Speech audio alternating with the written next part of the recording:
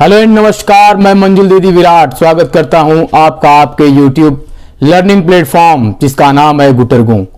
और ये है गुटरगू का लीगल सेगमेंट, जिसमें आज हम बात करेंगे एक ऐसे एक्ट की जो सामाजिक दृष्टिकोण से तो महत्वपूर्ण है ही, अपितु एग्जाम के पॉइंट ऑफ व्यू से बहुत ज़्यादा ही इंपॉर्टेंट है। क्योंकि यूपी पीसीएसजे ने इसे अपने सिलेबस में कर लिया है शामिल।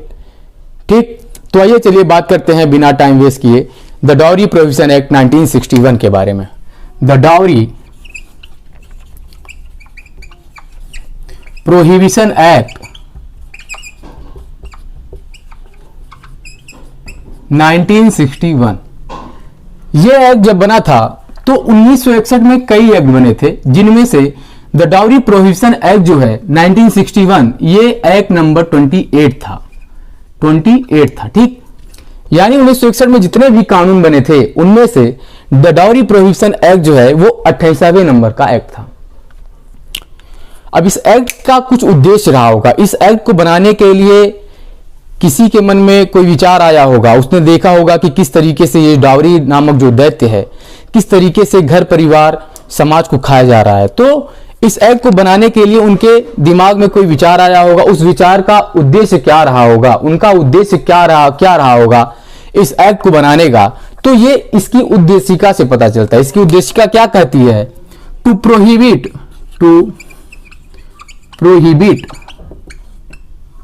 किस चीज का प्रोहिबिट कर रहा है? प्रतिषेध कर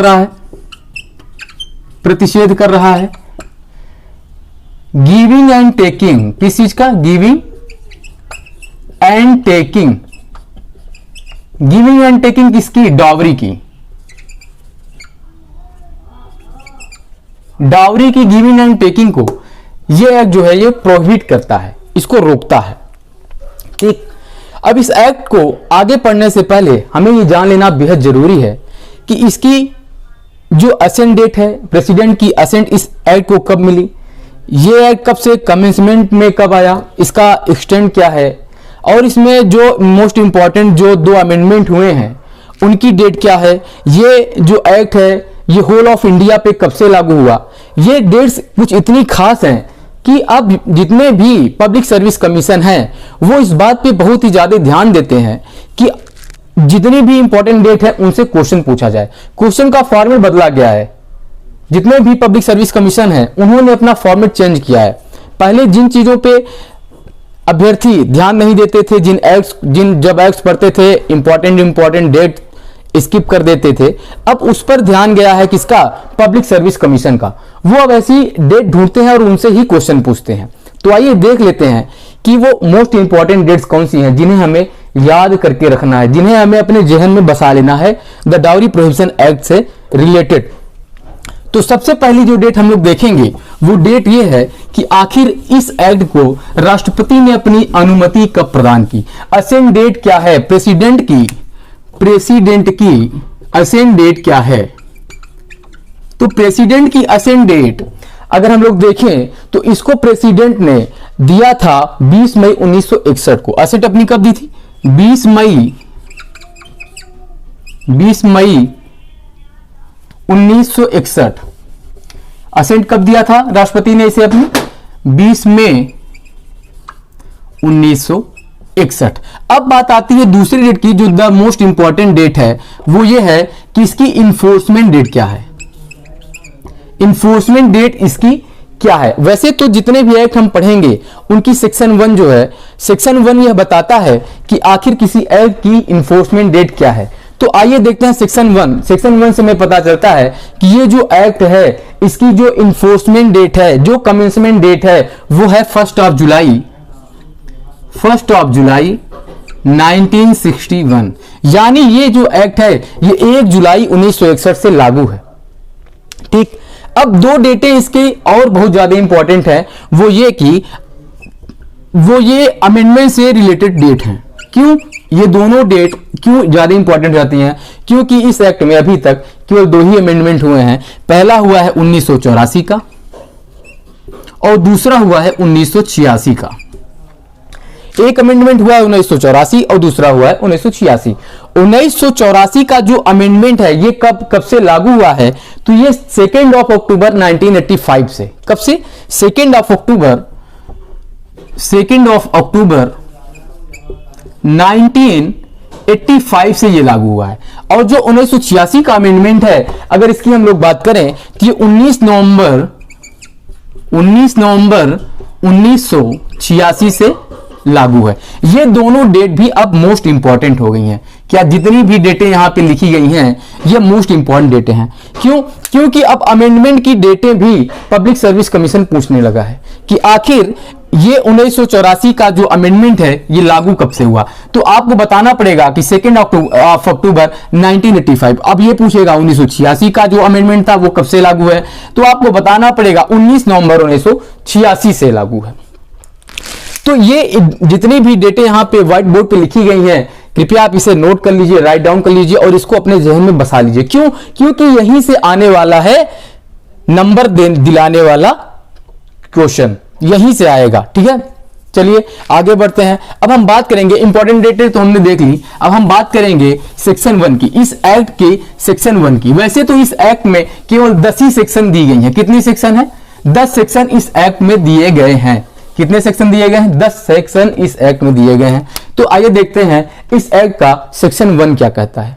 तो सेक्शन 1 की जब हम बात करेंगे तो किसी भी एक्ट की अगर हम सेक्शन 1 की बात करेंगे तो यह बताता है कि इस एक्ट का शॉर्ट टाइटल क्या होगा, इसका एक्सटेंड क्या होगा और इसका कमेंसमेंट डेट क्या होगा। तो वैसे ही इस एक्ट में भी यही चीजें बताई गई हैं। द डाउरी प्रोहिबिशन एक्ट, इसका शॉर्ट टाइटल होगा द डाउरी प्रोहिबिशन एक्ट 1961। इसकी कमेंसमेंट डेट हमने देख ही ली है। इसकी कमेंसमेंट डेट जो है वो है 1 जुलाई 1961। ठीक है, वेरी गुड। अब देखिए, अब इसका जो विस्तार है, विस्तार की बात हमने कही थी।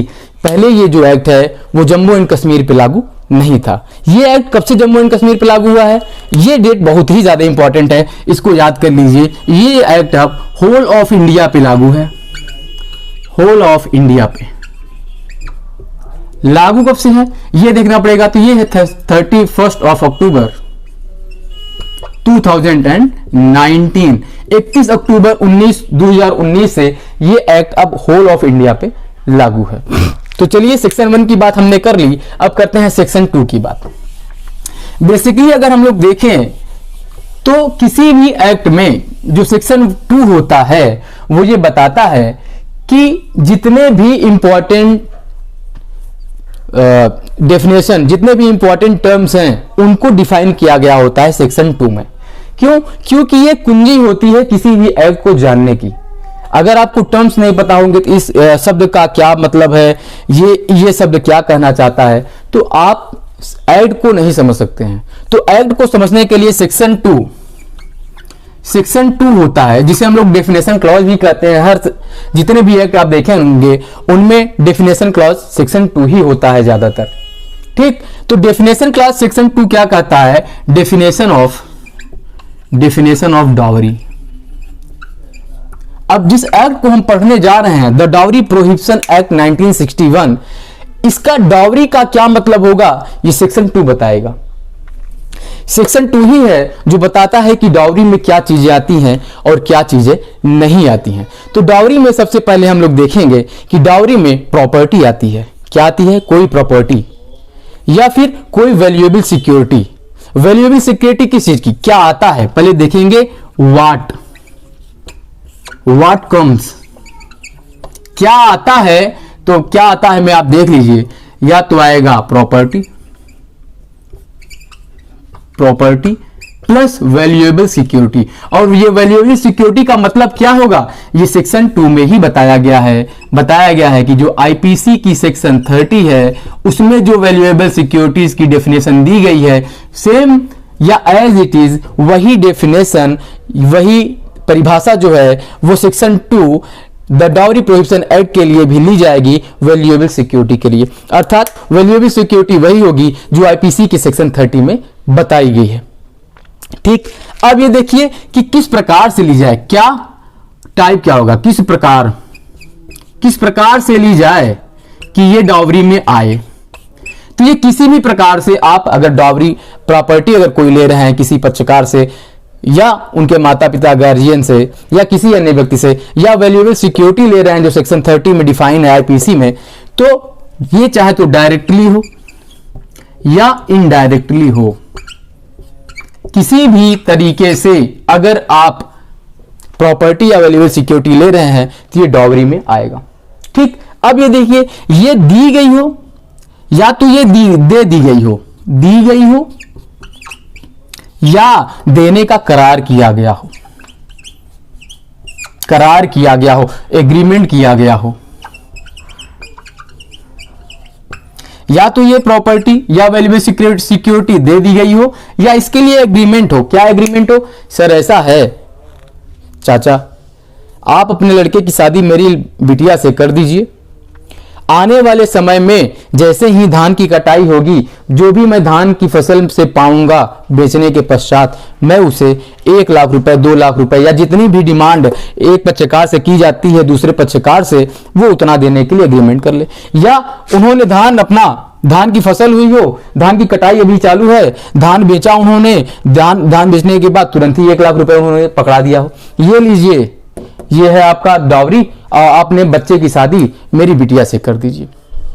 ठीक, अब देखिए ये कब ली जा सकती है, दी गई हो या करार किया गया हो। अब देखिए ये कब दी जा सकती है, कब दी जा रही है,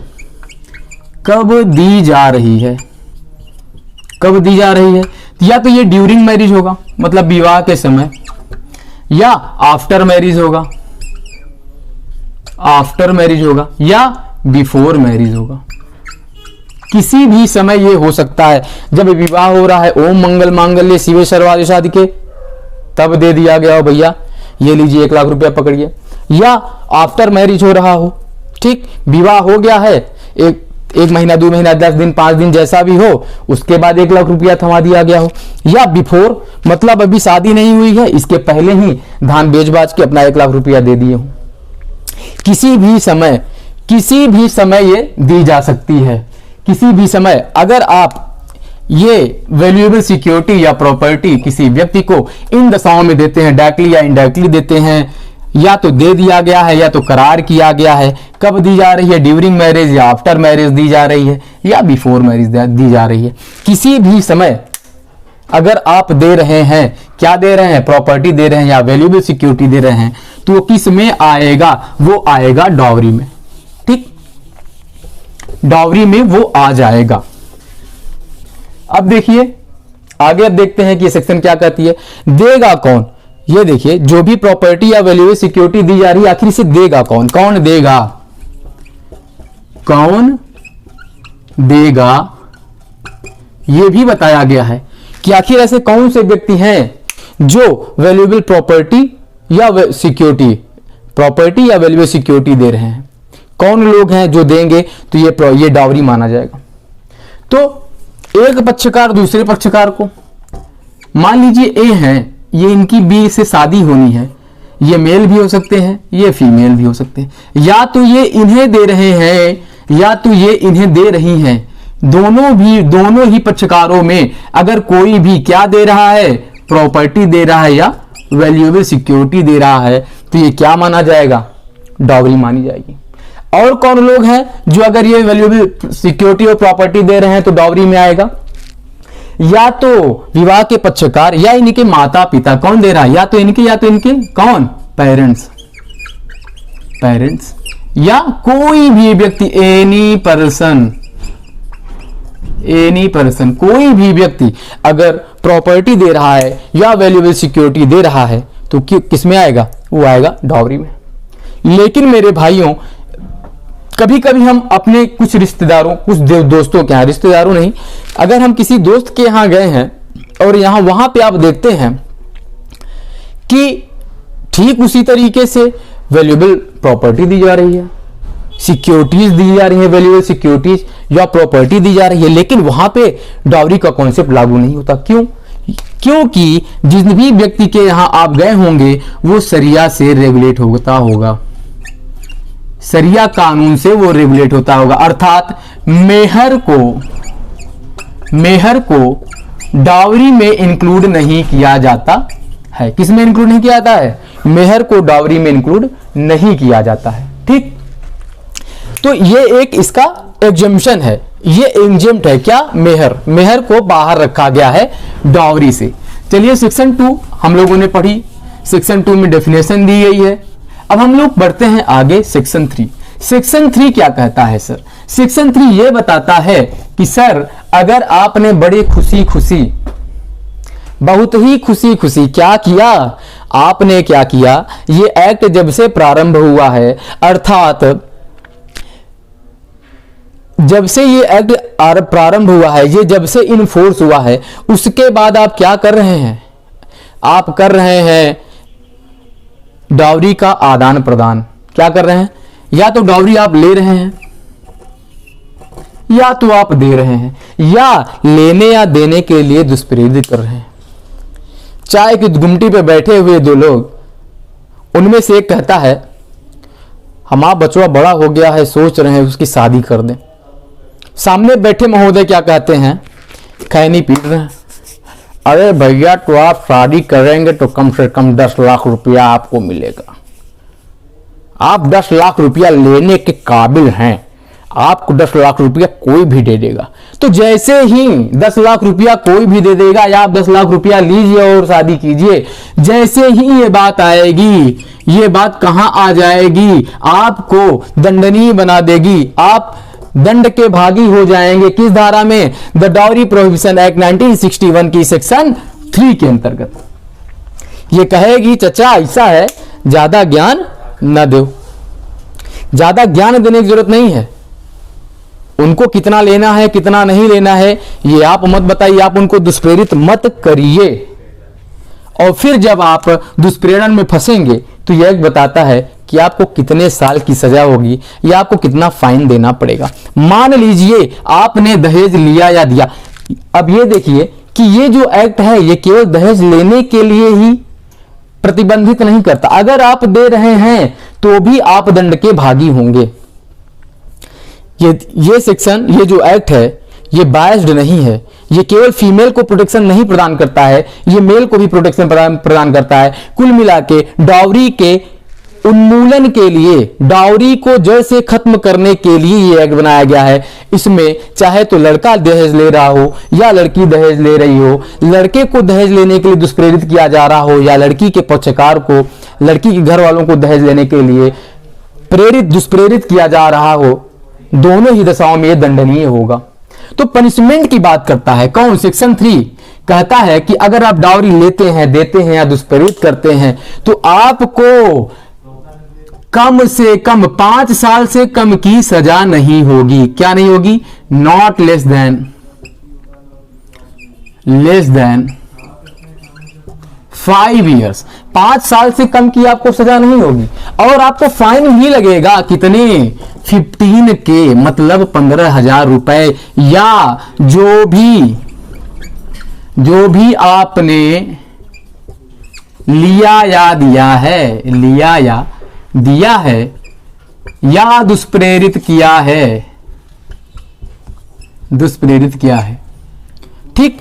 तो जितना भी आपने लिया है या दिया है या दुष्प्रेरित किया है वो भी आपको, इन दोनों में जो भी अधिक होगा, इन दोनों में ये 15K या जो भी आपने लिया दिया है, जो भी अधिक होगा, जो भी अधिक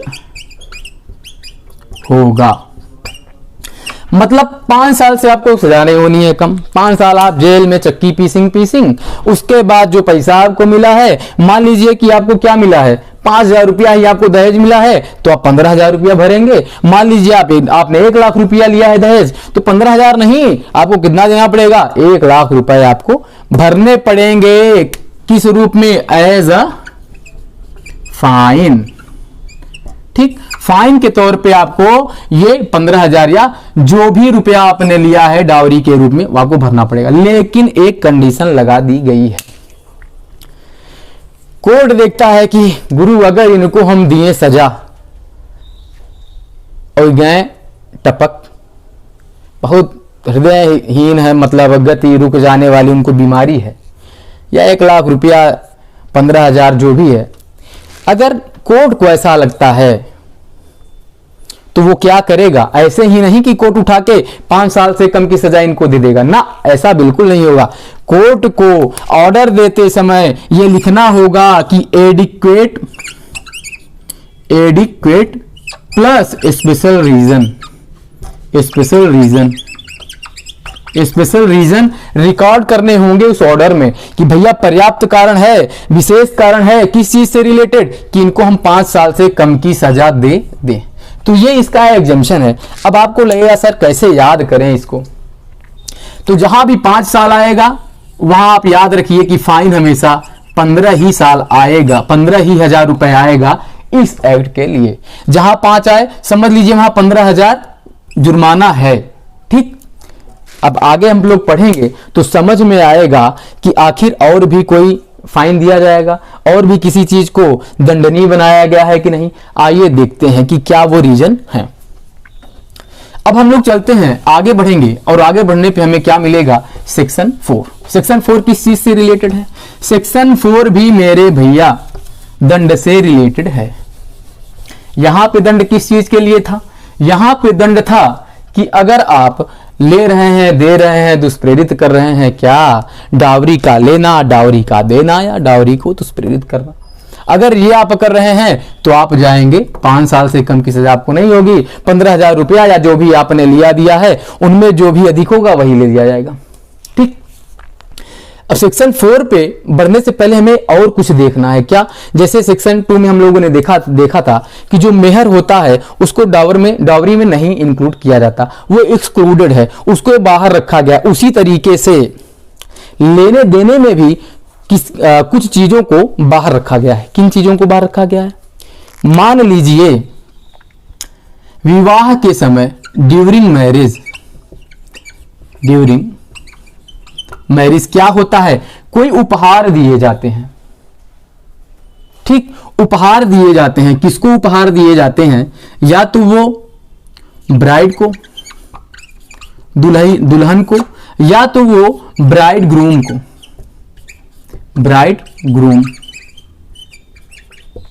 दोनों में से किसी को भी अगर उपहार दिए जा रहे हैं ड्यूरिंग मैरिज। ठीक, और उपहार वो कौन दे रहा है? जो पक्षकार है उनके माता पिता।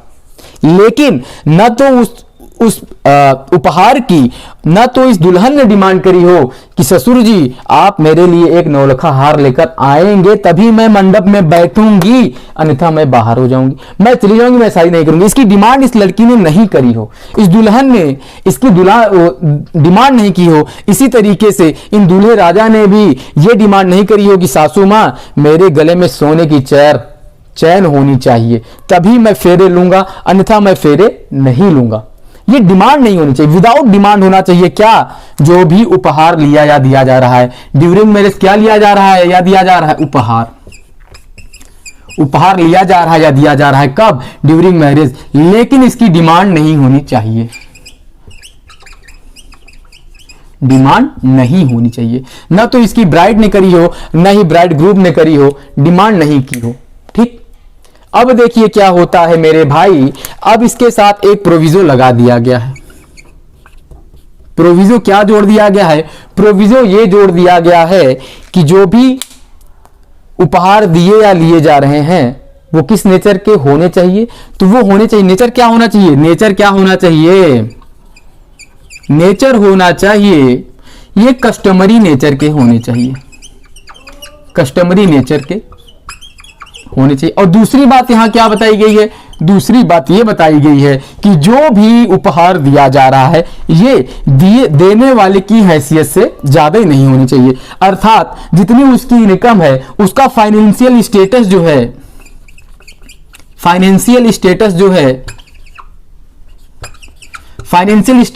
भी है उसका उसी फाइनेंशियल स्टेटस के अनुरूप ही ये उपहार देने होंगे। अगर ये नहीं आता है, अगर ये दोनों चीजें नहीं होती हैं, कस्टमरी नेचर का नहीं है या फाइनेंशियल स्टेटस से ऊपर बढ़ के दिया जा रहा है कोई उपहार, तो ये डॉवरी में इंक्लूड होगा, एक्सक्लूड नहीं होगा। ठीक, ऐसे ही ये भी जो भी ये दिए जा रहे हैं उपहार, ये धारा 9 के अंतर्गत जो भी सेंट्रल गवर्नमेंट लिस्ट तैयार करेगी उस लिस्ट के अकॉर्डिंग होने चाहिए। किसकी? सेक्शन 9 में जो सेंट्रल गवर्नमेंट सेक्शन 9 के अंतर्गत सेक्शन 9 के तहत जो लिस्ट तैयार करती है किस चीज की, प्रेजेंट्स की, उसमें आना चाहिए ये उपहार, तभी ये माना जाएगा कि हाँ भैया ये है असल में उपहार, नहीं तो ये हो जाएगा इस ऐड का आहार। समझ रहे हैं? तो अगर उपहार आपने इन शर्तों के अधीन नहीं लिया है, इन शर्तों के अधीन अगर आपने उपहार नहीं लिया है, तो ये उपहार आपका आहार बन जाएगा, इस ऐड का आहार आप बन जाएंगे और आप जाएंगे जेल। ठीक, सेक्शन 3 ही है ये। सेक्शन 3 ही में बताया गया है कि अगर इन उपहारों के अतिरिक्त जितनी भी कंडीशन बताई गई हैं, उन कंडीशनों में अगर ये उपहार नहीं दिए जा रहे हैं तो सर आपके गले का फंदा बन जाएगा ये उपहार। ठीक, चलिए इतना खत्म हुआ, सेक्शन 3 खत्म हो गई। सेक्शन 3 में यही बताया गया है कि लेने देने या दुष्प्रेरित करने के लिए दंड कितना है, बताया गया है ये कि किन चीजों को एग्जेम्प्ट किया गया है। सेक्शन 3 में बताया गया मेहर को इसमें इंक्लूड नहीं किया जाता है। इसमें यह भी बताया गया है कि जो उपहार लिया या दिया जा रहा है सेक्शन 3 में, वो प्रॉपर्टी या वैल्यूएबल सिक्योरिटी कब उपहार मानी जाएगी ये बताया गया है। कब ये माना जाएगा कि जो उपहार दिए जा रहे हैं ये डॉवरी में नहीं आएंगे, तब जबकि ब्राइड या ब्राइड ग्रूम ने इसकी डिमांड नहीं करी है, फाइनेंशियल स्टेटस के अनुसार होना चाहिए, कस्टमरी नेचर का होना चाहिए। अब हम लोग बात करेंगे भैया एक और सेक्शन की जिसका नाम है सेक्शन 4। सेक्शन 4 की बात हम लोग करेंगे। सेक्शन 4 भी किससे रिलेटेड है, पनिशमेंट से रिलेटेड है। किस चीज का पनिशमेंट, यह बताता है कि अगर आपने डिमांड कर ली, डिमांड अगर आपने डिमांड की किस चीज की, डॉवरी की, डॉवरी की डिमांड आपने करी तो आप जाएंगे सेक्शन 4 में जेल। अगर आपने दहेज मांगा तो आपको होगी, आप पे इंपोज होगा पेनाल्टी, और पेनाल्टी कितना होगा ये बताएंगे। कौन मांगेगा, कब मांगेगा, कैसे मांगेगा, कितनी सजा होगी, इन सारी सजाओं का प्रावधान सेक्शन 4 में दिया गया है अगर आप डिमांड करते हैं। देखिए ऐसा है ना, हम पढ़ लिख के बन गए अधिकारी, मेरे पास है सरकारी नौकरी, अब तो मेरी हैसियत हो गई है दादा कि हम मांगे क्या, डावरी। हम मांग करें क्यों, दिन रात कड़ी मेहनत करके हम अफसर बने हैं, काहे लिए गुरु, दहेज मांगने के लिए। पिताजी भी चौड़ा सीधा सीना करके टहल रहे हैं पूरे मार्केट में, 12 लाख रुपया से लड़का के शादी कम में न हुई, बहुत स्ट्रगल करे बाड़ी, हम अपन खेत बेच देली, काहे लिए, डावरी लेने के लिए बेचे हैं कि लड़के का भविष्य सुधारने के लिए आपने बेचा है? नहीं, लड़के का भविष्य सुधारने के लिए आपने अपनी प्रॉपर्टी बेची थी, न कि इस डावरी नामक दैत्य के लिए। ये तो जब लड़का बन गया तब फिर आपके मन में आया ना, ये सोच तब आपके अंदर उपजी ना, ये थोड़ा ना आपने सोचा था गुरु इतना पैसा लगाते हैं, बाद में जो लड़का पढ़ लिख लेगा तो दहेज लेंगे। गलत बात। ये पैसा आपने जो भी लगाया अपने और अपने बच्चे के कल्याण के लिए लगाया, उसका करियर बनाने के लिए लगाया है, ना कि दहेज मांगने के लिए। तो ये कौन मांगेगा, डिमांड कौन कौन करेंगे, तो आ जाइए भैया देख लेते हैं। या तो दूल्हे राजा करेंगे, दूल्हे राजा भैया आप सरकारी नौकरी में है तो लेंगे, या पिताजी के पास अकूत संपत्ति है तो हैसियत से कम में तो जाएंगे नहीं, संपत्ति है ना भाई, अपने लेवल का करेंगे ना, दिखाना है ना समाज में कि भैया मेरी भी कोई हैसियत है। ये दहेज तब तक खत्म नहीं होगा इस दुनिया से, दुनिया की बात तो बहुत दूर है, इस भारत से तब तक खत्म नहीं होगा जब तक इसको स्टेटस सिंबल से नहीं हटा दिया जाएगा। जब तक ये डॉवरी स्टेटस सिंबल है तब तक यहां दहेज खत्म नहीं होगा। या आप मेरी बात नोट कर लीजिए कहीं। तो चलिए दूल्हे राजा मांग रहे हैं, या इनके पिताजी या माताजी पेरेंट्स मांग रहे हैं, ठीक। और कौन मांग, भैया रिलेटिव, इनके मामा उछल उछल के कूद कूद के आगे आएंगे, कहेंगे जीजा आप चुप रहना, काहे, आपसे मांगते नहीं बनता है, आप बोलने में थोड़ा है कमजोर, दीदी इनको चुप कराओ तुम, दहेज हम लाके देंगे तुमको 15 लाख। तो कौन आ गया भैया, रिलेटिव आ गए, रिलेटिव्स आ गए। या तो गार्जियन, गार्जियन क्या कहेगा सुनिए, गार्जियन कहेगा भैया समझ लो जब भैया रहें हमारे हाथ में इनके हाथ दिए, कहें जुगुल किशोर भाई अब आप ही हो इनके करता धरता, हम अपन बात निभाएं, लड़का के पढ़ा लिखा के हम बना दें सरकारी अफसर। अब हमारा ये फर्ज है, हमारी दायित्व है कि हम इनके में कम से कम 20 लाख रुपया लें। क्यों ले भैया, 20 लाख रुपए काहे लेंगे आप? तो ये कहेंगे खर्च वो भी ऐसे ही किए हैं भैया। तो भैया अपने खर्चा किए हैं, किस लड़के की प्रॉपर्टी से आप खर्चा किए हैं, या मान लीजिए आपने अपने पैसे से खर्चा किया है, तो क्या आपको ये लायबिल बनाता है? आपको ये अधिकार दे देता है, राइट दे देता है कि आप अब लड़की वालों से दहेज मांगे? नहीं। अगर आप मांगेंगे तो आप जाएंगे सेक्शन 4 में जेल, फिर वहां जाइएगा और चक्की पीजिएगा। ठीक। अब ये दहेज मांगा कैसे गया हो, या तो डायरेक्टली या तो इनडायरेक्टली, या तो डायरेक्टली मांगा गया हो या तो इनडायरेक्टली मांगा गया हो। अब डायरेक्टली कैसे मांगा? सीधे बोल दिया भैया ऐसा है, ये रही लिस्ट, उठा के पकड़ा दिया किसी भी पक्षकार को मांगने के लिए। ठीक। पक्षकार मतलब दूल्हे राजा ने या तो ये पकड़ा दिया हो, इनके माता पिता ने पकड़ा दिया हो, रिलेटिव ने पकड़ा दिया हो, या गार्जियन ने पकड़ा दिया हो। पकड़ा दिया उठा के लिस्ट ही सीधे, है वाला फ्रिज, है वाला कूलर, है वाला एसी, है वाला एम्बेसडर कार, है वाला फटफटिया। या तो ऐसे मांगे, या तो ये कह दें भैया आप तो देख ही रहे हैं 3 मंजिला मकान। अब आप अपने हिसाब से समझ लीजिए। तो भैया ये हुआ इनडायरेक्टली मांगना। और जैसे ही आप इनडायरेक्टली किसी से दहेज की मांग करेंगे, जैसे ही आप झोली फैलाएं किसी के सामने, आप जाएंगे सेक्शन 4 में जेल। ठीक। अब ये पनिशमेंट होगी कितनी, इसको अगर आप लोगों ने नोट कर लिया हो तो भैया नोट कर लीजिए, पॉज मार के इसको स्क्रीनशॉट ले लीजिए इसका, चाहे तो आप लोग लिख लीजिए। तो अब देखिए क्या होता है इसमें। जैसे ही उन्होंने मुंह खोला सेक्शन 4 में, ठीक, तो अब होगा क्या? अब इनको जाना पड़ेगा 6 माह से कम की तो सजा नहीं होने वाली, 6 मंथ्स की से लेस देन नहीं होनी चाहिए, नॉट लेस देन 6 मंथ। 6 माह से कम की सजा तो नहीं होगी, लेकिन जो हो सकती है कितनी, 2 सालों तक। ठीक। अब इसमें पनिशमेंट क्या होगा? फाइन प्लस होगा फाइन। फाइन कितना होगा गुरु? 10K, 10,000 रुपया तक का आपको हो सकता है जुर्माना। अब इसका कैसे याद रखेंगे, कैसे याद रखेंगे पनिशमेंट? तो ये देखो क्या है भैया, ये है डिमांड। डिमांड मतलब हाथ फैलाएं, बोल दी दे दो दे दो दे दो, दो आ रहा है ना, तो ये देखिए 2 साल आ गया ना, याद हो गया ना पनिशमेंट। जैसे ही सेक्शन 4 की पनिशमेंट पूछे, दे दो 2 साल आ गया। लेस देन कह रहा है 6 महीना, याद रखिए सब जगह 6 महीना है, नॉट लेस देन 6 मंथ, और 2 साल तक। अब 2 के साथ आता है 10, 2 10 2 10 10, तो 10,000 रुपए तक का क्या हो जाएगा? जुर्माना। लेकिन अगर कोर्ट को आ गया आपके ऊपर तरस, या उसको दिखता है कोई पर्याप्त कारण, या नहीं होना चाहिए, क्या होना चाहिए? Adequate reason.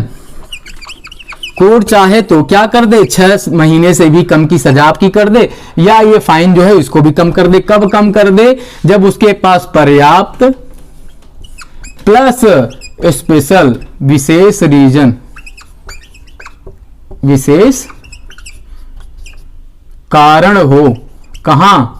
ये दर्शाने के लिए जजमेंट में कि भैया मेरे पास पर्याप्त और विशेष कारण है कि इनको हम 6 महीने से कम की सजा दे दें, या 2 साल, या 10,000 रुपए से कम का जुर्माना।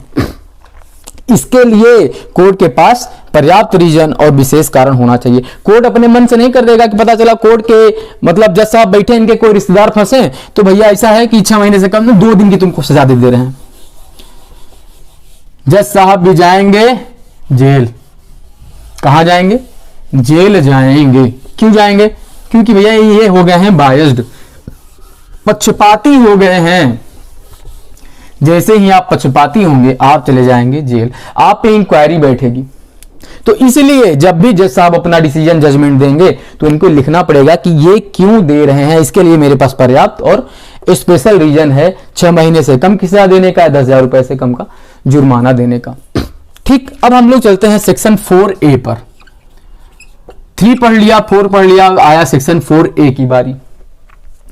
सेक्शन 4A क्या कहता है? ये कहता है विज्ञापन नहीं करना। क्या नहीं करना? विज्ञापन नहीं करना। किस चीज का? Ban on advertisement, ban on advertisement. Advertisement विज्ञापन पर प्रति पाबंदी लगाता है। क्या लगाता है? प्रतिषेध लगाता है। कौन सी सेक्शन? Section 4A। हम क्या किए, हमारे पास बढ़ा हुआ है पैसा गचागच, आधार पैसा, कूद पैसा, पैसे का लेन देन करने के लिए हमको लगाने पड़ रहे हैं क्या बड़े बड़े बैंकर।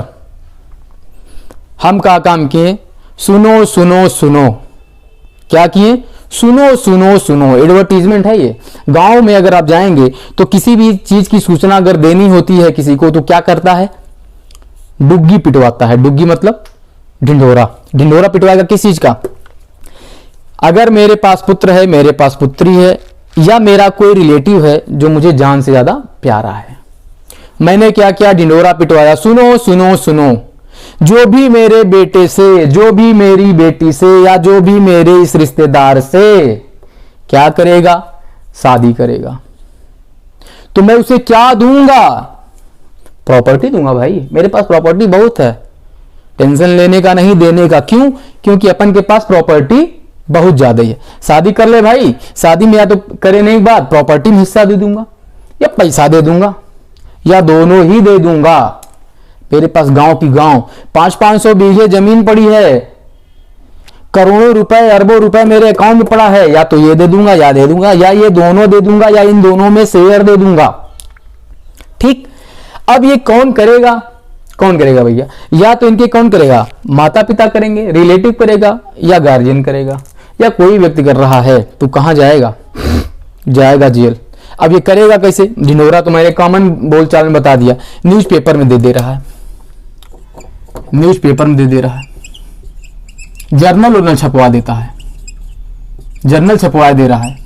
ठीक, जो भी उस एरिया विशेष में जितने भी एडवर्टीजमेंट के साधन हैं उनमें ये विज्ञापन दे रहा है। क्या दे रहा है? कि मेरी बिटिया से, मेरे बेटवा से, या मेरे फलाना रिश्तेदार से जो शादी करेगा उसे मैं क्या दूंगा? शेयर दूंगा। किस चीज में? प्रॉपर्टी में दूंगा, या तो पैसे में दूंगा, या दोनों में दूंगा। तो भैया मेरे सावधान हो जाइए सर, पैसा जो है ना वो आपको सामाजिक रूप से थोड़ा सा मजबूत बनाता है, लेकिन जब अधिनियम का चाबुक पड़ता है तो समान रूप से पड़ता है। कितना भी पैसा आपके पास हो, आप जाएंगे कहां? जेल। कहां जाएंगे? अब पनिशमेंट इसकी देख लीजिए 4A की क्या है। 4A की जो पनिशमेंट है वो है 6 महीने से कम की नहीं। अभी जैसे मैंने बताया 6 महीने से अगर आ रहा है, मतलब सेक्शन 3 के अलावा जहां भी आएगा वो आएगा 6 महीने से कम की नहीं। और क्या आ रहा है 4A में? 6 महीने से कम की नहीं होगी, जो हो सकती है 5 साल तक। ठीक, या तो आप देंगे जुर्माना, क्या देंगे? प्लस देंगे क्या? फाइन। फाइन कितना? 15 के। मैंने बताया जहां 2 आएगा वहां 10,000, जहां 5 आएगा वहां 15,000। 15 के ये जुर्माना आप भरेंगे। ठीक, 15,000 तक रुपए, 15,000 तक का आपको जुर्माना भरना पड़ सकता है। समझ रहे हैं? तो जैसे ही आपने विज्ञापन प्रसारित करवाया, सर्कुलेट करवाया, न्यूज़पेपर में दिखवाया, व्हाट्सएप पे फटाक से लिखे एक पूरा एक पन्ने का वो एडवर्टीजमेंट अपने से सर्कुलेट कर दिए पूरे एरिया में कि जो भी मेरी दिव्यांग लड़की से, मेरे दिव्यांग बच्चे से, या जो भी कोई हो जो शादी करेगा, मेरा लड़का ये है, इसे जो शादी करेगा भैया उसको मैं दूंगा क्या? प्रॉपर्टी दूंगा, प्रॉपर्टी में शेयर दूंगा, पैसा दूंगा, पैसे में शेयर दूंगा, या दोनों दे दूंगा। वो जाएगा जेल कितने महीने के लिए? 6 महीने से कम की सजा उसको नहीं मिलेगी, जो हो सकती है 15 साल तक। और जुर्माना कितने तक का हो सकेगा? वो होगा 15 साल तक। तो मैंने आपको बताया था जहां 5 आए वहां 15, जहां 2 आए वहां 10। तो 4A में जो इसकी वो है दी गई है, वो सजा दी गई हो 6 महीने से कम की नहीं होगी, जो हो सकती है 5 सालों तक की, और जो जुर्माना है वो होगा 15 साल तक का। चलिए, बहुत बढ़िया।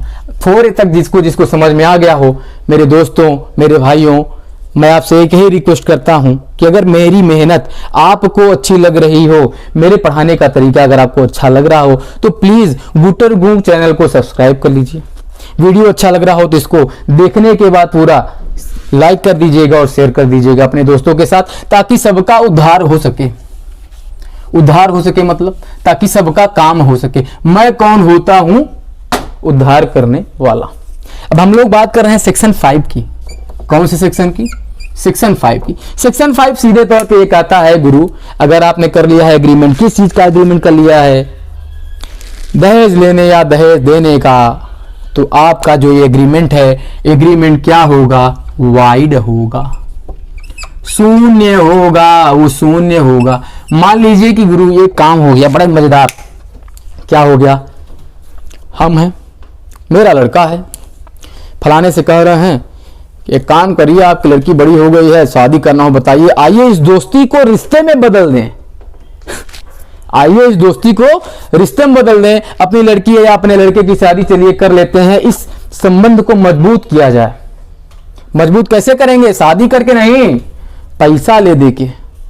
बात में बात हुई, कहें 15 लाख रुपया हमको दे देना, तुम्हारा लड़का मेरी लड़की शादी हो जाएगी। अब भैया मान लीजिए ए ने कहा बी से, बात हुई 15 लाख पे, इनका लड़का मान लीजिए, लड़का ये मेल मान लीजिए, ये फीमेल मान लीजिए, इनका लड़का इनकी लड़की, शादी तय हुई 15 लाख रुपया में, ठीक। अब मान लीजिए गुरु शादी तय होने के बाद बी मुकर गया, कहा भैया हम तुम्हारे लड़के शादी नहीं करेंगे।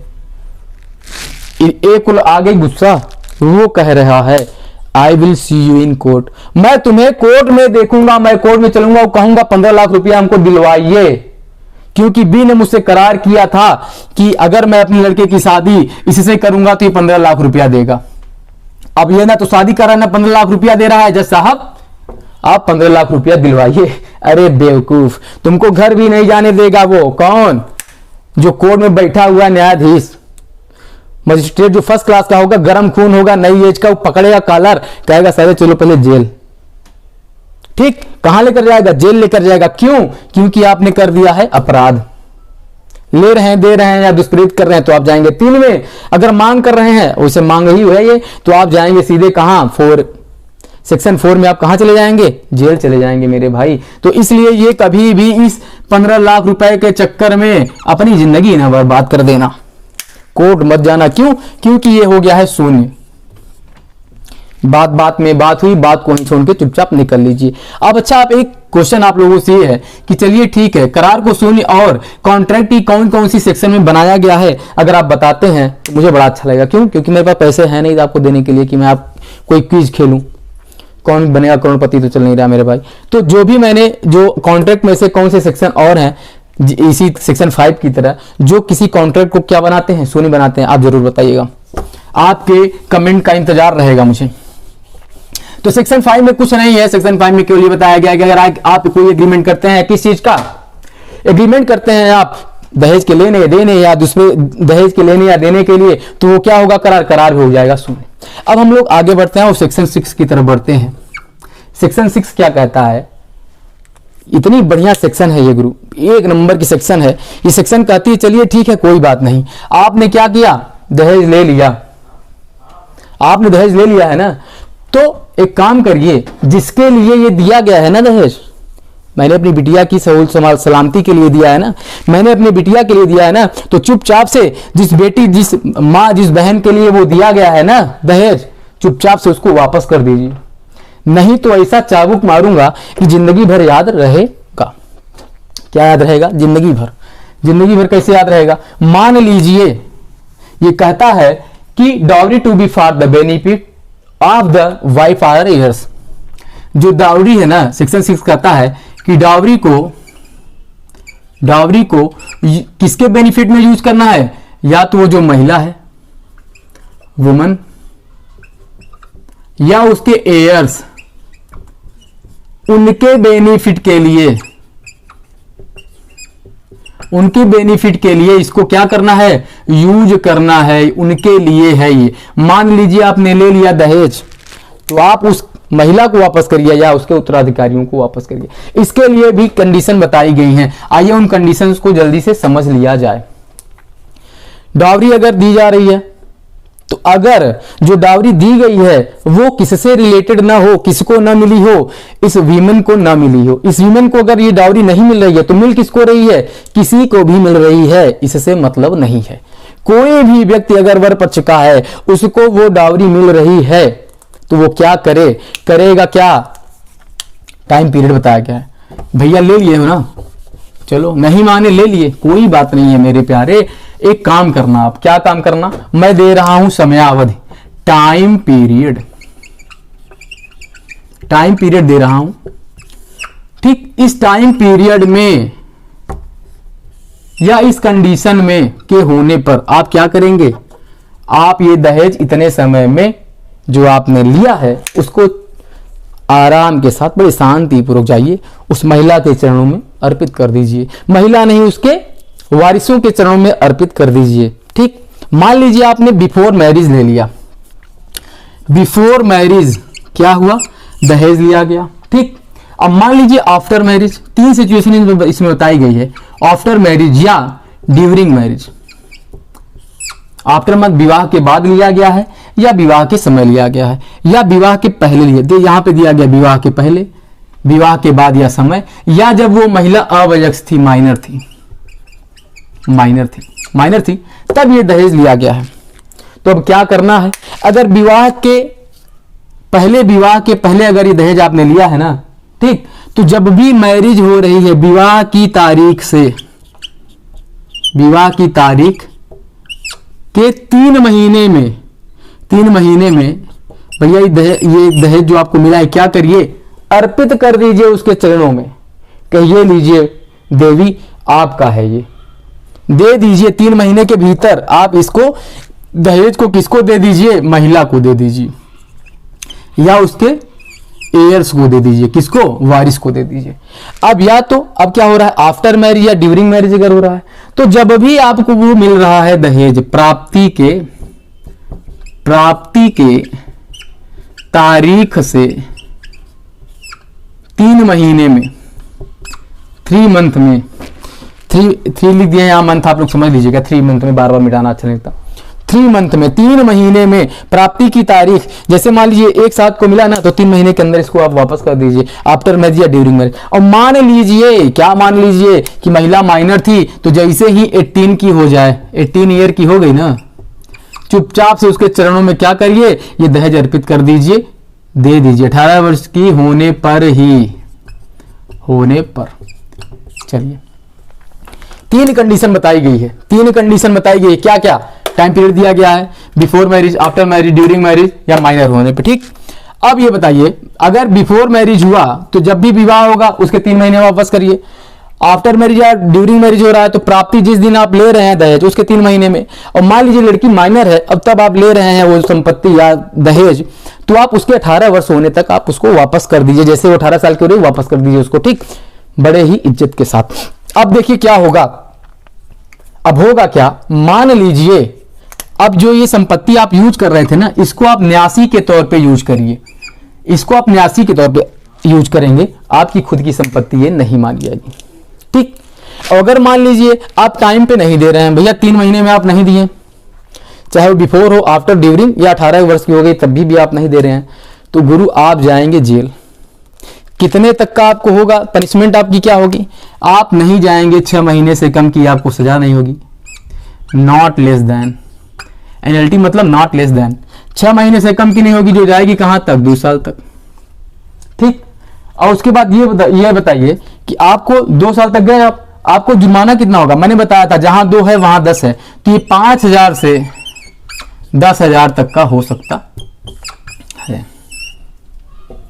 ठीक, अगर आप इस टाइम टेन्योर में अगर आपने क्या किया, ये दहेज उस स्त्री को नहीं दिया, तो आप कितने महीने के लिए, 6 महीने के लिए जाएंगे, जो कम से कम सजा है 6 महीने तक जाएंगे ही जाएंगे, जो 2 साल तक का हो सकता है, या 5,000 से 10,000 रुपए तक का आपको जुर्माना लग सकता है, इससे कम का नहीं लगेगा। तो एक काम करिए, जल्दी से इसका ले लीजिए स्क्रीनशॉट या इसको आप कर लीजिए राइट डाउन।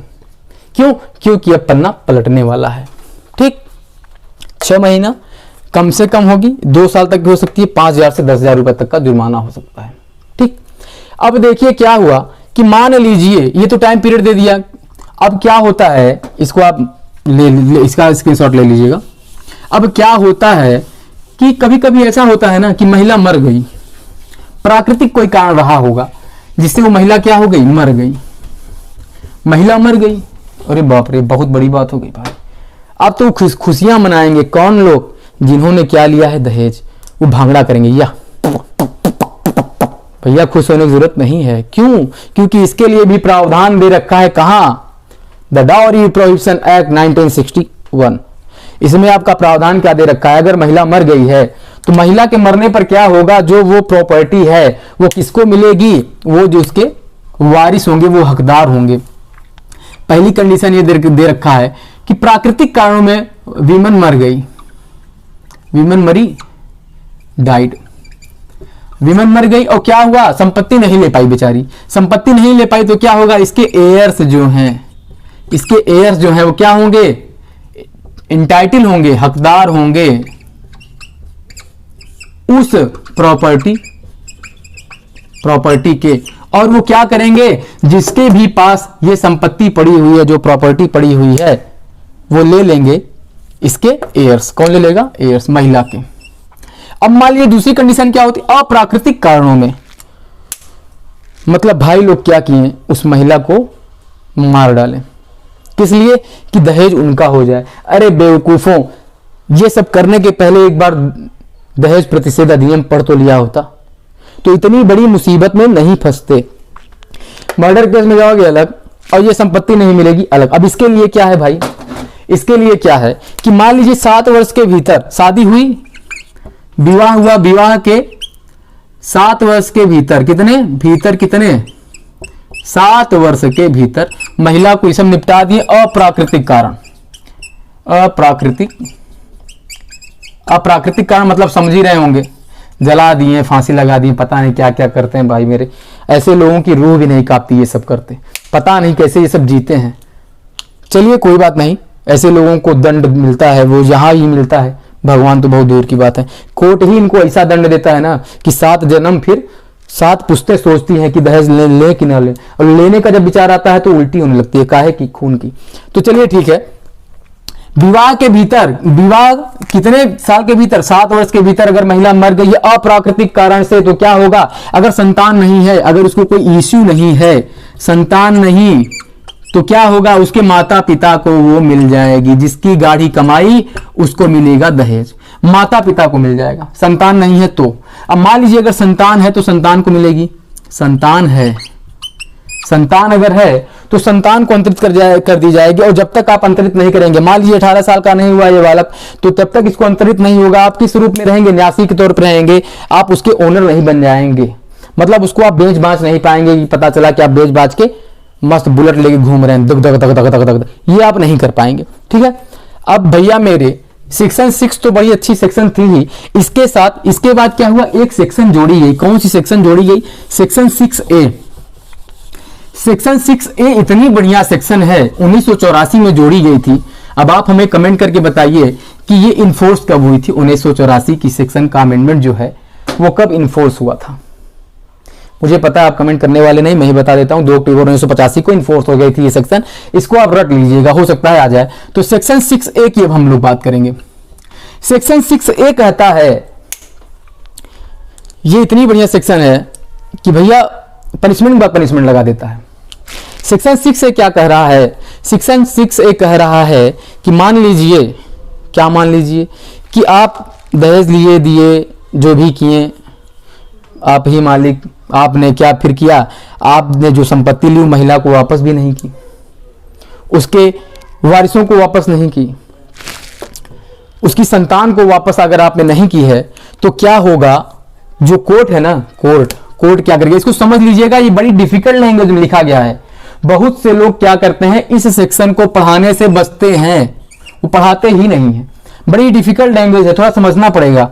तो क्या है ये सेक्शन 6 क्या कहता है, ये कहता है कि मान लीजिए आपने टाइम टेन्योर में, जो भी आपका टाइम टेन्योर था आपने नहीं दिया, अब मान लीजिए उसका मुकदमा चल रहा है, अब आप क्या हो रहे हैं, आपको सजा सुनाई जा रही है 6A के तहत। ठीक, 6A के तहत अगर 6A ये कहता है कि आपको सजा सुनाई जा रही है, 6 वाली सजा सुनाई जा रही है। ठीक, अब उसी दौरान क्या होगा, ट्रायल के दौरान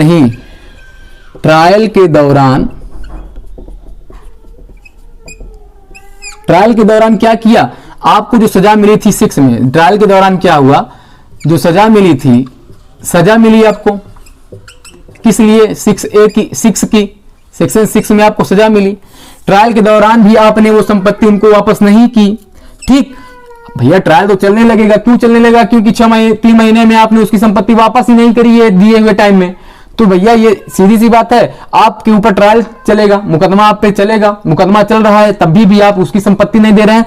तो अब जब इसको पनिशमेंट मिलेगी, पनिशमेंट में ही क्या हो जाएगा, लिख देगा कोर्ट क्या लिख देगा कि इस टाइम टेन्योर में आपका एक टाइम टेन्योर दे देगा, टाइम टेन्योर देगा, बोलेगा कि जो प्रॉपर्टी है उसे वापस करिए, प्रॉपर्टी वापस करिए। अब इस पर भी अगर आप, जो कोर्ट ने आपको टाइम दिया, कोर्ट ने क्या दिया आपको टाइम, कोर्ट द्वारा दिए गए टाइम पर भी अगर आप प्रॉपर्टी वापस नहीं करते तो लिख देगा, क्या लिख देगा कि भैया जितनी भी डावरी थी, डावरी के इक्वल ही इनसे क्या लो, पैसा लो, पैसा लो इनसे, ऐसे नहीं सुधरेंगे। बड़ी मोटी चर्बी है इनकी, ऐसे नहीं सुधरेंगे। इनसे डावरी के जितना डावरी इन्होंने ली है ना, उसके हिसाब से इनसे पैसा लो, और पैसा ऐसे लो जैसे मैंने इनके ऊपर फाइन इंपोज किया हो। क्या किया हो? फाइन इंपोज किया हो। अब आप समझ सकते हैं कि अगर आप पैसा नहीं दे रहे हैं बेटा, तो आपका घर जो है ना वो आ जाएगा बुलडोजर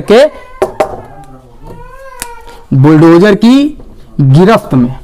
बुलडोजर चलना तय है फिर आपके ऊपर, बुलडोजर चलेगा आपके घर पर। तो ये है सेक्शन 6A। आई होप आप लोगों को समझ में आ गया होगा कि सेक्शन 6A क्या कह रहा है। सेक्शन 6 ये कहता है कि अगर सेक्शन 6 का जो आपका मुकदमा चल रहा है उसमें भी अगर आपने महिला की संतान को, महिला को या महिला के वारिसों को संपत्ति वापस नहीं करी, तो कोर्ट दे देगा आपको एक टाइम, कितने में आप कर दीजिए। अगर उसके बाद भी आप नहीं करते हैं तो डावरी के ही बराबर आपकी संपत्ति,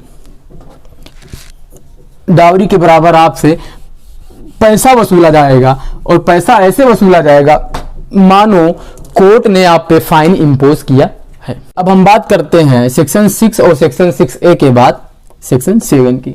सेक्शन 7 क्या कहता है, क्या कहता है? वो बताता है कि भैया इसका कॉग्निजेंस कौन लेगा, ऑफेंस का कॉग्निजेंस कौन से ऐसे मजिस्ट्रेट हैं, कौन से ऐसे न्यायाधीश हैं, कौन से ऐसे न्यायविद हैं, या कौन चौराहे पे बैठा कोई समोसे वाला इसका कॉग्निजेंस लेगा क्या? ना। क्या रिक्शे वाला, ऑटो रिक्शे वाला लेगा? नहीं भाई, ऐसा नहीं हुआ। क्यों? क्योंकि द डावरी प्रोहिबिशन एक्ट 1961 ने सीधे तौर पे कहा है कि या तो इसका कॉग्निजेंस कौन लेगा, मेट्रोपॉलिटन मजिस्ट्रेट, मेट्रोपॉलिटन मजिस्ट्रेट, या तो इसका कॉग्निजेंस कौन लेगा, मेट्रोपॉलिटन मजिस्ट्रेट लेगा, या कौन लेगा, first class judicial magistrate, first class judicial magistrate लेगा।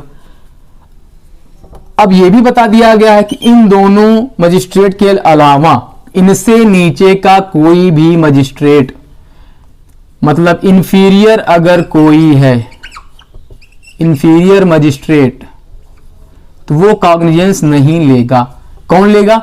इनसे नीचे के नहीं लेंगे, इनसे ऊपर के जितने मजिस्ट्रेट या जितने भी वो जजेस हैं वो ले सकते हैं, लेकिन ये इनसे इंफीरियर, मतलब मेट्रोपॉलिटन मजिस्ट्रेट और फर्स्ट क्लास जुडिशियल मजिस्ट्रेट से नीचे का कोई भी इंफीरियर मजिस्ट्रेट इसका कॉग्निजेंस नहीं लेगा, अर्थात इसका ट्रायल नहीं करेगा, नॉट ट्राइबल, ठीक, इसका विचारण नहीं करेगा, विचारण नहीं करेगा। कौन नहीं करेगा? ये भाई साहब नहीं करेंगे। इंफीरियर मजिस्ट्रेट, अवर मजिस्ट्रेट, मेट्रोपॉलिटन मजिस्ट्रेट और फर्स्ट क्लास जुडिशियल मजिस्ट्रेट से और कोई भी मजिस्ट्रेट इसका संज्ञान नहीं लेगा। कब लेगा? मान लीजिए भैया बता दिया कि मेट्रोपॉलिटन मजिस्ट्रेट लेगा या फर्स्ट क्लास मजिस्ट्रेट लेगा, कॉग्निजेंस लेगा, लेकिन कब लेगा ये भी तो बताओ, कब लेगा? सो रहा है, सोते सोते ले लेगा। सपना आ गया, जज साहब सो रहे हैं, रात में उनको सपना आया, चीखती हुई आवाजें आई, किसकी? विक्टिम की। अरे सर बचाइए, मुझसे दहेज लिया जा रहा है। नहीं नहीं नहीं, ना ना ना ना, इनको खुद पता हो, सपना अपना देख रहे हैं इसे नहीं, खुद इनको नॉलेज हो। क्या? ओन नॉलेज हो, इनको ओन नॉलेज हो, खुद पता, या पुलिस रिपोर्ट पता से इनको पता चला हो, इससे संबंधित पुलिस रिपोर्ट से इनको पता चल सकता है। या कैसे पता चलेगा? या तो कंप्लेंट आई हो, या तो इनको खुद पता हो, या तो पुलिस रिपोर्ट आई हो, तब इनको पता चला हो कि इनको मेट्रोपॉलिटन मजिस्ट्रेट या फर्स्ट क्लास जुडिशियल मजिस्ट्रेट या तो कंप्लेंट आई हो, कंप्लेंट आई हो किसकी, विक्टिम की, एग्रीव्ड पर्सन की, एग्रीव्ड की आई हो, या उसके पेरेंट्स की आई हो, या किसी भी व्यक्ति की, एनी पर्सन, ठीक। या तो रिकॉग्नाइज्ड जो वेलफेयर इंस्टीट्यूट है, ऑर्गेनाइजेशन है, कौन या तो देगा, रिकॉग्नाइज्ड या रिकॉग्नाइज्ड वेलफेयर ऑर्गेनाइजेशन या इंस्टीट्यूट जो है, या तो इनके माध्यम से पता चला हो। कौन कौन बता सकता है, या तो इनको खुद पता चला हो या पुलिस रिपोर्ट से पता हो। कंप्लेंट आई हो किसकी, सपने में कंप्लेंट नहीं आई हो, सच में जो एग्रीव्ड है हुआ कि कहे कि भैया मेरे साथ अत्याचार अनाचार हुआ है, तो भाई ठीक है। पेरेंट्स आके उनके बोल रहे हैं कि मेरे साथ अत्याचार अनाचार हुआ है, ठीक है भैया। कोई रिलेटिव आ रहा है, कोई बात नहीं, कोई भी व्यक्ति आ रहा है, अगर आके कंप्लेंट दे रहा है तो सीधे सीधे इस पर कार्यवाही मजिस्ट्रेट साहब करेंगे। कौन, मेट्रोपॉलिटन मजिस्ट्रेट और फर्स्ट क्लास जुडिशियल मजिस्ट्रेट। और या तो कोई अथराइज्ड, अगर कोई रिकॉग्नाइज्ड वेलफेयर ऑर्गेनाइजेशन या इंस्टीट्यूशन है, वो भी कर सकता है, ठीक। अब धारा 7 ये भी बताती है, क्या बताती है, और ये भी बताती है कि ये कितना दंड दे सकते हैं। तो भैया इस एक्ट के द्वारा जितने भी पनिशमेंट दिए गए हैं, ज्यादा से ज्यादा, कम से कम, जितने भी पनिशमेंट दिए गए हैं वो दे सकता है कौन, फर्स्ट क्लास जुडिशियल मजिस्ट्रेट और मेट्रोपॉलिटन मजिस्ट्रेट, ये दे सकते हैं बड़े आराम से। इस पर कोई भी कार्यवाही इन पर नहीं होगी।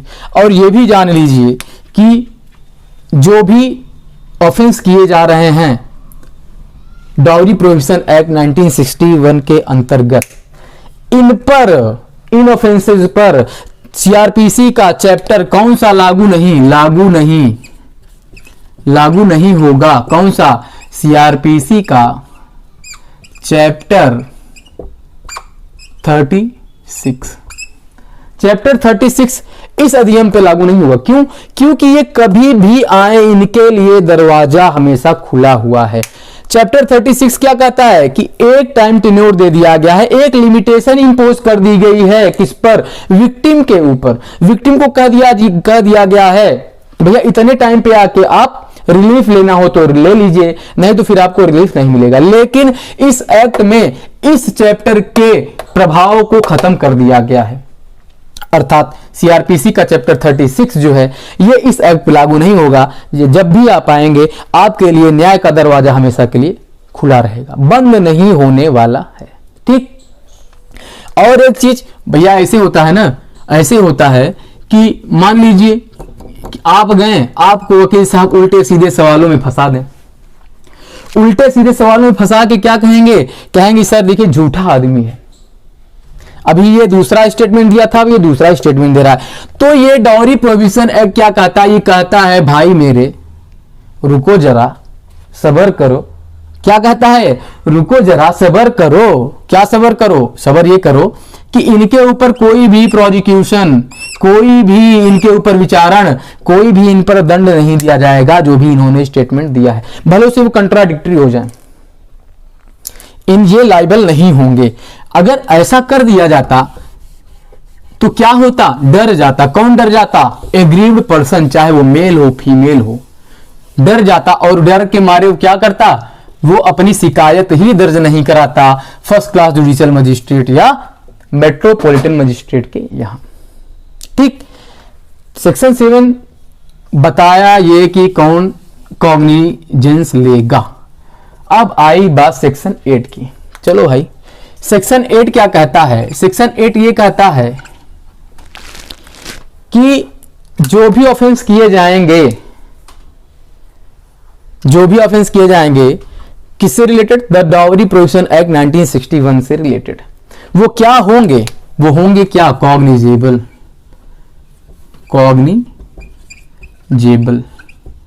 वो क्या होंगे, संज्ञेय होंगे। एक तो ये संज्ञेय होंगे पहले, दूसरा क्या होगा, ये होगा नॉन बेलेबल,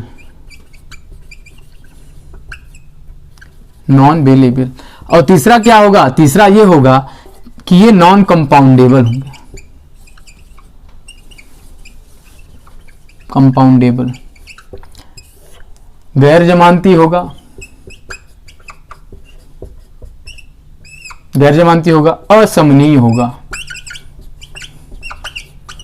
असमनीय होगा, अर्थात ये संघीय प्रकृति के होंगे। जितने भी सीआरपीसी जो क्रिमिनल लॉ है, प्रोसीजर एक्ट है, क्रिमिनल प्रोसीजर एक्ट है 1973, उससे रिलेटेड जितनी भी जो भी प्रोसीजर दिया गया है कॉग्निजेबल, मतलब जितने भी संज्ञेय से रिलेटेड जो भी प्रोसीजर है वो इस एक्ट में होगा लागू।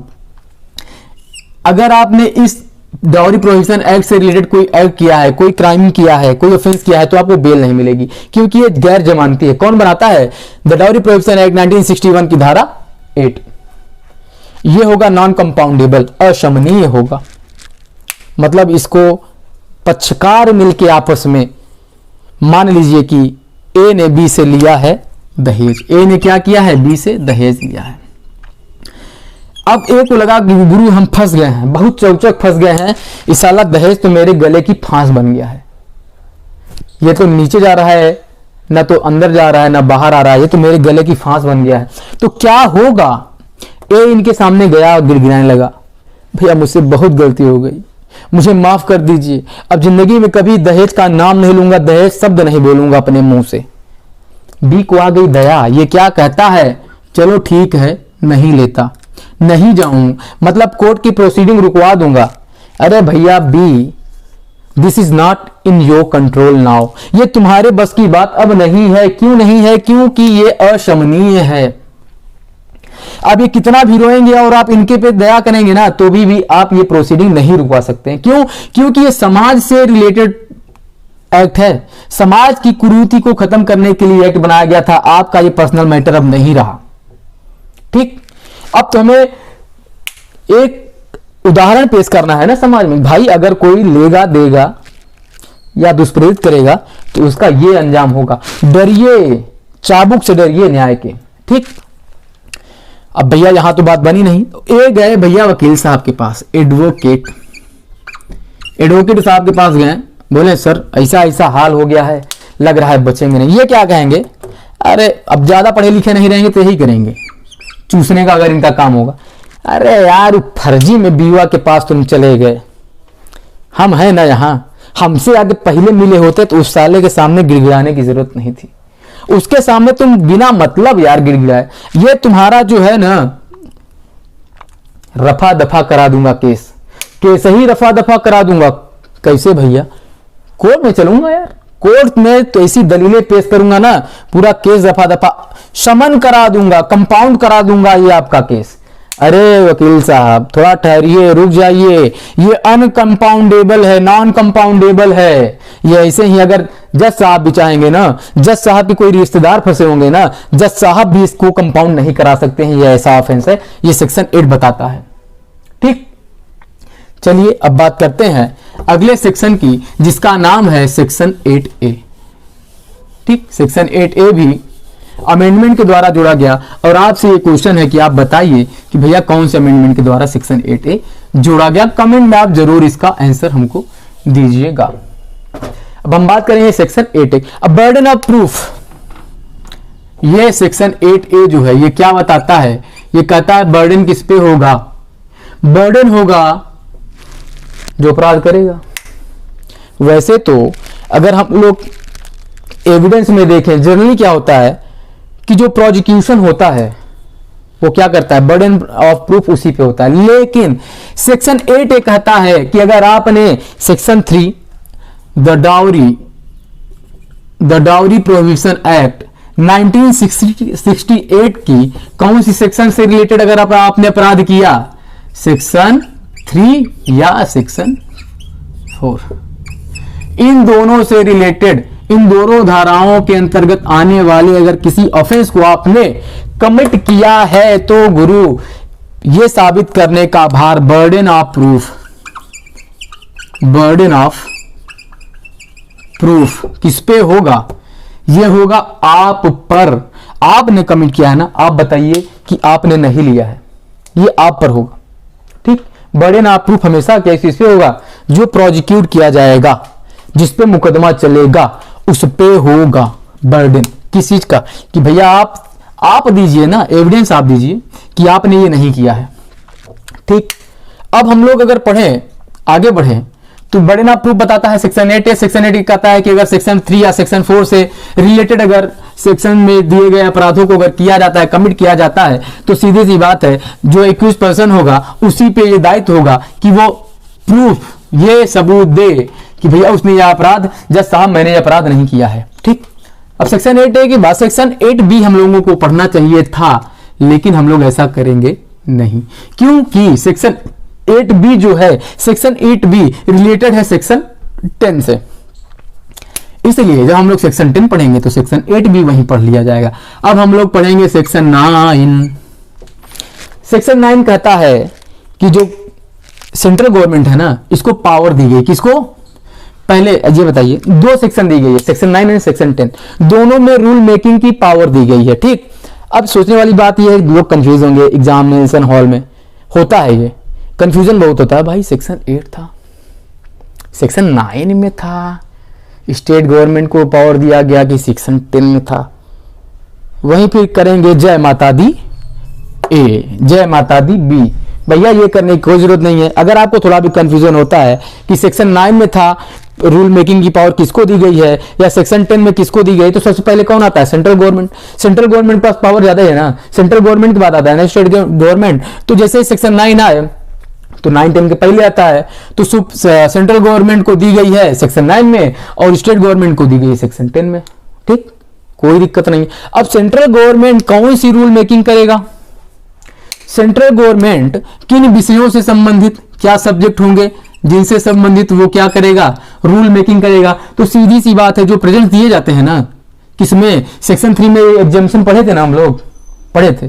ठीक, सेक्शन 3 में जो सब सेक्शन 2 था उसमें हम लोगों ने पढ़ा था ना कि ये जो क्या होगा, उपहार होगा, उसको एग्जेम्प्ट किया गया है, बशर्ते क्या होना चाहिए, ना तो दूल्हे के द्वारा मांगा गया हो, ना दुल्हन के द्वारा मांगा गया हो। ठीक, डिमांड से, और कस्टमरी नेचर का होना चाहिए, और क्या होना चाहिए, और उसकी फाइनेंशियल स्टेटस के अकॉर्डिंग होना चाहिए। अगर ये सब चीजें हैं तो क्या होंगी, प्रेजेंस होंगी। तो वही प्रेजेंस की लिस्ट तैयार करेगा, किस चीज की लिस्ट तैयार करेगा, लिस्ट तैयार करेगा किस चीज की, प्रेजेंस की। प्रेजेंस जो है उनकी लिस्ट तैयार करेगा, बताएगा कि ये चीजें उपहार में आती हैं। इसका सब्जेक्ट कौन करेगा, सेंट्रल गवर्नमेंट, सेंट्रल गवर्नमेंट करेगा सेक्शन 9 के तहत। और क्या करेगा, इस एक्ट के एडमिनिस्ट्रेशन के लिए, ठीक, प्रशासन के लिए, किस एक्ट की, द डाउरी प्रोहिबिशन एक्ट 1961, प्रशासन के लिए, उचित बढ़िया प्रशासन, बेटर, एक नंबर के प्रशासन के लिए क्या करेगा, नीति और जितनी भी इसकी पॉलिसीज हैं, पॉलिसीज और जो इसके एक्शन है, कार्यवाही, क्या पॉलिसीज प्लस एक्शन, इनमें क्या इसके प्रशासन के लिए क्या स्थापित करेगा, कोऑर्डिनेशन,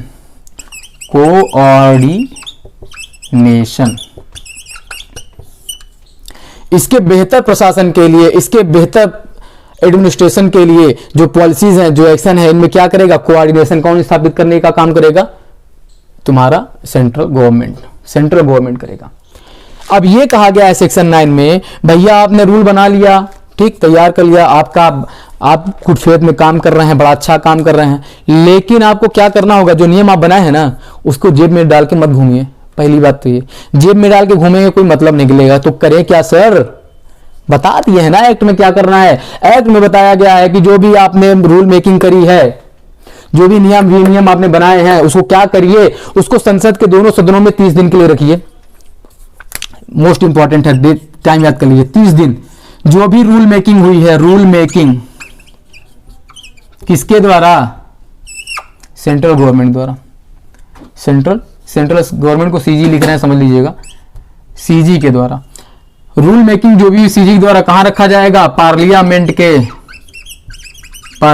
के दोनों सदनों में 30 दिन के लिए, 30 डेज के लिए, 30 दिन के लिए।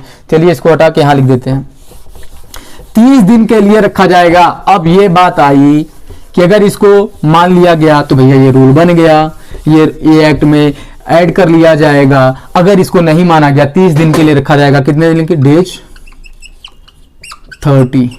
30 डेज के लिए संसद के पार्लियामेंट के दोनों सदनों में रखा जाएगा। मान लीजिए अगर सहमति मिली, थोड़ा बड़ा लिख देता हूं, नहीं लिखेगा आप लोग कहेंगे यार कितना छोटा लिखते हैं। सहमति मिली, सहमति अगर मिल गई तो क्या होगा? ये ऐड कर लिया जाएगा। सहमति नहीं मिली, सहमति क्या हो गई? नहीं मिली तो क्या होगा? ये फिर रूल नहीं माना, ये ऐड नहीं किया जाएगा, ऐड नहीं किया जाएगा। ठीक, इन दोनों चीजों को याद कर लीजिएगा। 30 डेज मस्ट है, इसको याद कर लीजिएगा, बहुत ही इंपॉर्टेंट है। तो इस तरीके से होगा, दोनों सदनों में रख दिया जाएगा। कितने दिन के लिए? 30 दिनों के लिए। ठीक, चलिए अब आगे बढ़ते हैं। ये तो हो गया सेंट्रल गवर्नमेंट की पावर। सेंट्रल गवर्नमेंट क्या करेगा ये बता दिया गया। किस सेक्शन में? सेक्शन 9 में। अब हम लोग बात करेंगे सेक्शन 8B और सेक्शन 10 की। दोनों ही सेक्शन को मैंने बोला था कि भैया जब सेक्शन 10 पढ़ाएंगे तो सेक्शन 8B भी पढ़ा देंगे। तो पढ़ा रहा है सेक्शन 10। सेक्शन 10 में दिया गया है रूल मेकिंग। कौन करेगा? स्टेट गवर्नमेंट करेगा। ठीक, रूल बनाया सेक्शन 9 में कौन? Central government. 10 में बनाएगा कौन? State government. क्या करेगा? ये वही करेगा। ये सेक्शन 10 जो है वो करेगा क्या? सेक्शन 8B में, 8B में बताया गया है क्या कि डाउरी प्रोहिबिशन ऑफिसर कौन होगा? Section 8B। ठीक, पहले सेक्शन 10 पढ़ने से पहले मुझे लग रहा है कि सेक्शन 8B हम लोग पढ़ लें तो ज्यादा अच्छा होगा। तो सेक्शन 8B में क्या दिया गया है? सेक्शन 8B में दिया गया है कि डाउरी प्रोहिबिशन ऑफिसर कौन होगा, ये बताया गया है सेक्शन 8B में। ठीक, इसकी नियुक्ति कौन करेगा? नियुक्ति कौन करेगा? Central government. गलत जवाब। नियुक्ति इसकी कौन करेगा? State government. कौन करेगा? State government. इसकी नियुक्ति करेगा स्टेट गवर्नमेंट, स्टेट गवर्नमेंट। और कितने होंगे? डीपीओ। डीपीओ अगर शॉर्ट फॉर्म देखा जाए तो डीपीओ बोल सकते हैं इसको, डीपीओ। ठीक, डीपीओ। कितने डीपीओ की? जितना उचित समझे। नियुक्ति कितनी होगी? जितना उचित समझे। ठीक, स्टेट गवर्नमेंट को अगर लगता है 2, 3, 4, 5, 6, 7, 8 जितने समझे उतने कर सकता है। डीपीओ का कार्य क्या होगा? डीपीओ का कार्य वही होगा जो स्टेट गवर्नमेंट इसको दिए।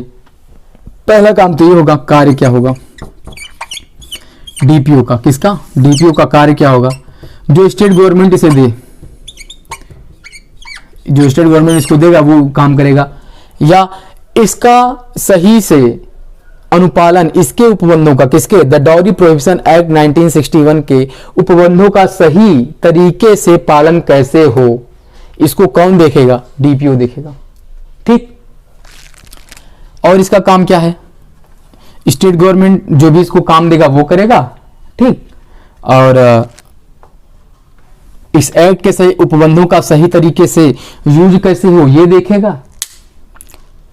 और क्या करेगा? सेक्शन 3 किस चीज से रिलेटेड था? Giving and taking and abetment से रिलेटेड था। तो जितने भी अपराध सेक्शन 3 से रिलेटेड हैं या इस एक्ट में जितने भी अपराध दिए गए हैं उनको कैसे रोका जाए, ये पॉलिसीज अपने हिसाब से बना सकता है कि किन तरीकों से और रोका जा सकता है। और क्या करेगा? अभियोजन के लिए, ये सब लिखना नहीं है, वो आप देख लीजिएगा एक्ट में, कार्य आप देख लीजिएगा। अभियोजन के लिए क्या करेगा? साक्ष्य एकत्र करेगा। ठीक, और क्या करेगा? जो स्टेट गवर्नमेंट है, अब ये क्वेश्चन बड़ा अच्छा बन जाता है। चलिए कार्य तो आप देख लेंगे, एक क्वेश्चन बड़ा अच्छा बन जाता है किस चीज से रिलेटेड। क्वेश्चन क्या बनेगा? क्वेश्चन ये बनेगा कि क्या स्टेट गवर्नमेंट किसी भी पुलिस ऑफिसर की जो पावर है वो डीपीओ को दे सकता है कि नहीं? तो बिल्कुल दे सकता है। डाउरी प्रोहिबिशन जो ऑफिसर है इसको पुलिस ऑफिसर की शक्तियों को दे सकता है। कौन? स्टेट गवर्नमेंट दे सकती है। ठीक, अब ये बताइए कि स्टेट गवर्नमेंट जब फॉर्म करेगा। स्टेट गवर्नमेंट अगर चाहे तो डीपीओ की सहायता के लिए, डीपीओ अच्छे से काम कर सके और जो ये एक्ट है वो बढ़िया तरीके से उसका इंप्लीमेंटेशन हो सके, इसके लिए क्या करेगा स्टेट गवर्नमेंट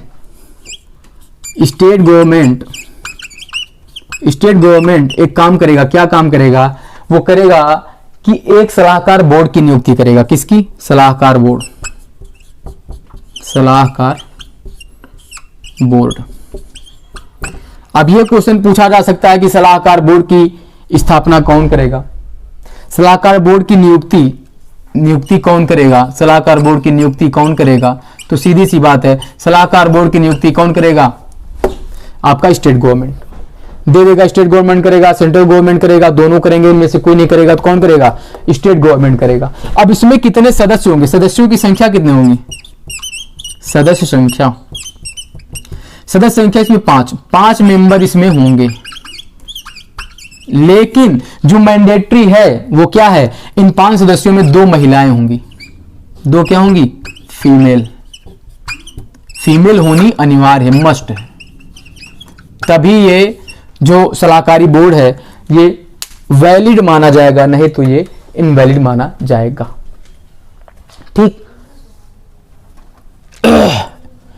ठीक है। अब क्या होगा? अब हमने पढ़ लिया सेक्शन 8B। अब हम बात करेंगे किसकी? सेक्शन 10 की। ये हो गए डाउरी प्रोहिबिशन ऑफिसर साहब, इनके कार्यों को हमने देख लिया। इनकी नियुक्ति कौन करेगा ये देख लिया। इनकी सलाहता और सलाह के लिए कौन होगा? सलाहकारी बोर्ड होगा। उसमें कितने मेंबर होंगे? सर उसमें 5 मेंबर होंगे। अच्छा, तो क्या 5 मेल होंगे? गलत जवाब, 5 मेल नहीं होंगे। इसमें 2 महिलाएं होना अनिवार्य है। 2 महिलाएं अगर नहीं है तो ये सलाहकारी बोर्ड वैलिड नहीं है या नियम के उपबंधों के अनुकूल नहीं है। ठीक। अब बताया गया सेक्शन 10 डीपीओ के हम लोगों ने दिया। सेक्शन 8 में उसको बताया गया डीपीओ क्या होता है, उसको कौन नियुक्त करता है, उसके कार्य क्या होते हैं, सलाहकारी बोर्ड क्या होता है, उसमें कितने मेंबर होते हैं, ये सब हम लोगों ने दिया सेक्शन 8B में। अब सेक्शन 10 की बात करते हैं। सेक्शन 10 कहता है कि स्टेट गवर्नमेंट जो है वो रूल मेकिंग किस चीज से रिलेट करेगी? स्टेट गवर्नमेंट की रूल मेकिंग पावर। ठीक, स्टेट गवर्नमेंट की रूल मेकिंग पावर। तो सीधी सी बात है, डीपीओ के लिए की नियुक्ति करता है और डीपीओ के अतिरिक्त जो उसने वो काम दिए हैं और क्या कार्य हो सकते हैं वो कौन देगा? अतिरिक्त काम क्या होंगे? डीपीओ के अन्य कामों को भी बता सकता है। डीपीओ को जो काम दिए गए थे सेक्शन 8B में, उससे अलग अतिरिक्त कार्य कौन सौंपेगा? अतिरिक्त काम और क्या करेगा डीपीओ? ये कौन बताएगा?